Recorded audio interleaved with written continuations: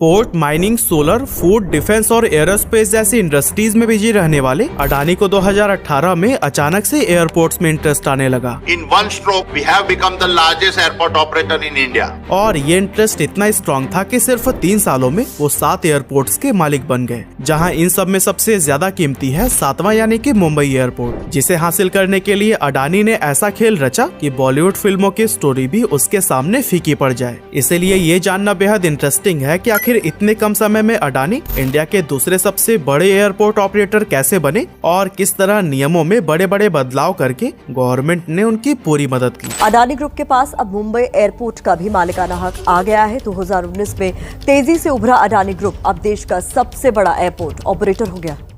अब दोस्तों, अगर इस कहानी का डिटेल एनालिसिस करें तो फरवरी 2019 में इंडियन गवर्नमेंट को लगने लगा था कि 6 एयरपोर्ट्स उनसे संभाले नहीं जा रहे हैं और इसके ऑपरेशन एंड डेवलपमेंट के लिए उन्हें इन एयरपोर्ट को प्राइवेट कंपनीज के हाथों में दे देना चाहिए, जिसमें अहमदाबाद का सरदार वल्लभ भाई पटेल, लखनऊ का चौधरी चरण सिंह, गुवाहाटी का लोकप्रिय गोपीनाथ, मैंगलुरु, जयपुर और तिरुवनंतपुरम के एयरपोर्ट शामिल थे। जबकि 7वें यानी मुंबई एयरपोर्ट को उन्होंने जीवीके ग्रुप से एक्वायर किया था, जो कि अपने आप में ही एक अलग और इंटरेस्टिंग स्टोरी है। अब जब सरकार ने इन 6 एयरपोर्ट्स की ऑक्शन का अनाउंसमेंट किया तो 57 कंपनीज इनमें पार्टिसिपेट करने के लिए सामने आई, लेकिन उन सभी को ही गौतम अडानी ने क्लीन बोल्ड कर दिया, क्योंकि 1 या 2 नहीं बल्कि सारे के सारे एयरपोर्ट्स को ही अडानी ने अपनी झोली में डाल लिया था। अब ये सब हुआ कैसे, इसके पीछे भी काफी इंटरेस्टिंग स्टोरी है। असल में अडानी भले ही बैंक से बहुत बड़ा कर्जा लेकर बैठे हैं, लेकिन जब किसी डूबी हुई कंपनी को खरीदने की बात आती है तो फिर उसमें उनके जितने पैसे कोई नहीं लगा सकता। और इस एयरपोर्ट डील में भी गौतम अडानी का यही रूप देखने को मिला था, क्योंकि उन्होंने बाकी कंपनीज के मुकाबले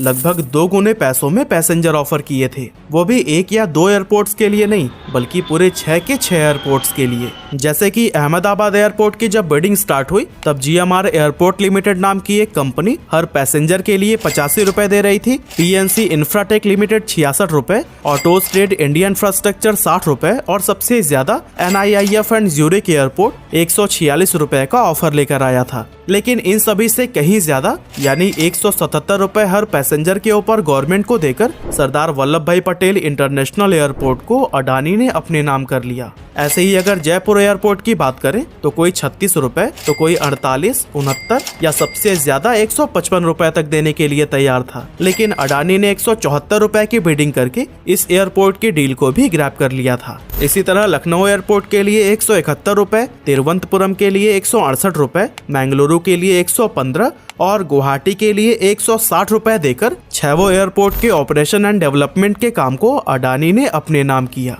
वैसे आप यह जानकर बेहद हैरान रह जाएंगे कि खास तौर से इस बार के एयरपोर्ट ऑक्शन के लिए पिछले कई सालों से चले आ रहे नियमों में भर भर कर बदलाव किए गए थे, और अगर ऐसा नहीं हुआ होता तो गौतम अडानी बिडिंग में बैठने तक के लिए एलिजिबल नहीं होते। सबसे पहले तो एयरपोर्ट अथॉरिटी ऑफ इंडिया का ये नियम था कि अगर एयरपोर्ट्स की ऑक्शनिंग की जाती है तो किसी एक कंपनी को मैक्सिमम 2 एयरपोर्ट ही मिल सकते हैं, लेकिन इस बार के ऑक्शन में नियम बदलकर यह कर दिया गया कि एक कंपनी जितनी चाहे उतनी एयरपोर्ट अपने नाम कर सकती है। अब इस नियम में किए गए बदलाव से भले ही सभी कंपनीज खुश थी, लेकिन इसका फायदा सिर्फ अडानी को ही मिला। इसके अलावा पहले के ऑक्शन में ऐसे नियम हुआ करते थे कि एयरपोर्ट ऑक्शन में सिर्फ वो ही कंपनी हिस्सा ले सकती हैं जिन्होंने पहले एयरपोर्ट को संभालने का काम किया हो या फिर इस फील्ड में उनका कोई एक्सपीरियंस हो। लेकिन गौतम अडानी का तो एयरपोर्ट से दूर दूर तक नाता नहीं था, इसीलिए अगर इस नियम में बदलाव न किया गया होता तो फिर वो ऑक्शन में एंटर ही नहीं कर पाते। तीसरे नियम में ये बदलाव किया गया कि पहले एयरपोर्ट से जितनी भी अर्निंग होती थी उस पर गवर्नमेंट कुछ % का शेयर मांगती थी,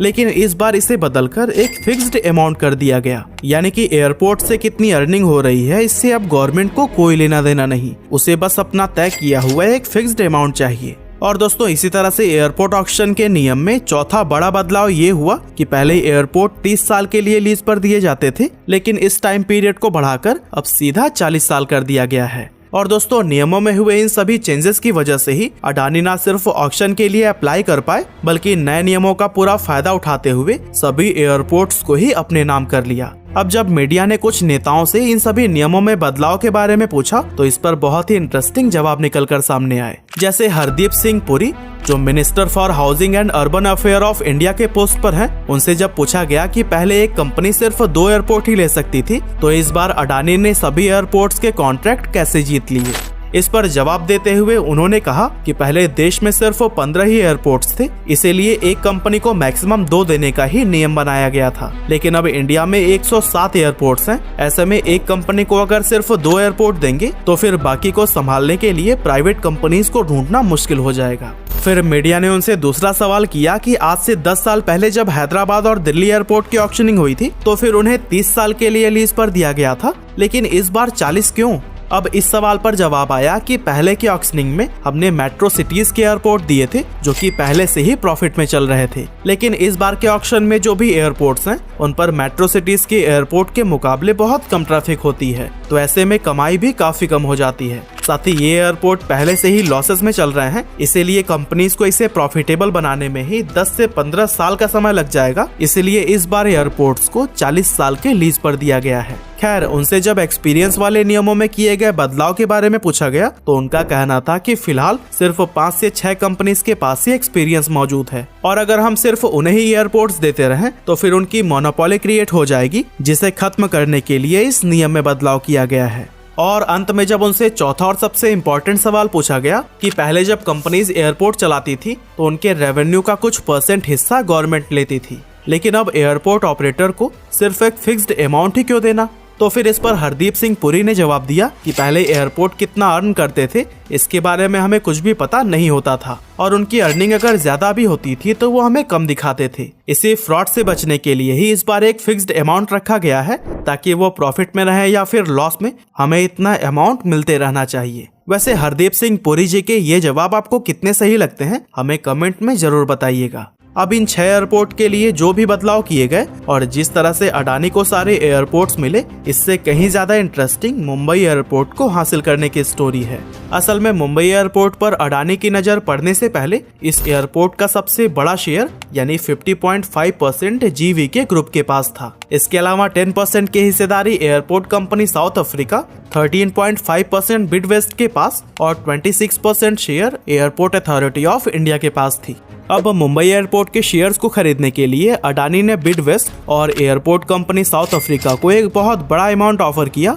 लेकिन उन दोनों कंपनीज ने पहले से ही एक कॉन्ट्रैक्ट साइन किया हुआ था कि वे अपना शेयर सबसे पहले GVK ग्रुप को बेचेंगे और अगर उन्होंने लेने से इनकार किया तभी जाकर किसी और को सेल कर पाएंगी। अब GVK ग्रुप ने पहले से ही मुंबई एयरपोर्ट के 50% शेयर को गिरवी रखकर 2150 करोड़ रुपए का लोन ले रखा था। इसके बावजूद वो ये शेयर्स अडानी के हाथों में नहीं जाने देना चाहता था, इसीलिए थोड़ा टाइम मांगकर पैसों का इंतजाम करने लगा। लेकिन उसी दौरान अचानक GVK ग्रुप पर CBI की रेड पड़ गई और अब उनके लिए एयरपोर्ट शेयर खरीदने के लिए पैसे इकट्ठा करने की जगह CBI को हैंडल करना ज्यादा जरूरी हो गया। इस तरह मजबूरी में GVK ग्रुप को अपना हाथ पीछे खींचना पड़ा और अडानी ने बड़े ही आराम से उन शेयर्स को खरीद लिया। अब जैसा कि हमने आपको बताया, GVK ग्रुप पहले से ही भारी कर्ज में डूबा हुआ था, ऐसे में उसने भी अपने शेयर्स अडानी को ही बेचना ज्यादा सही समझा, जिसके बाद गौतम अडानी मुंबई एयरपोर्ट के 74% शेयर्स के मालिक बन गए और बाकी के बचे 26% शेयर आज भी गवर्नमेंट के पास हैं।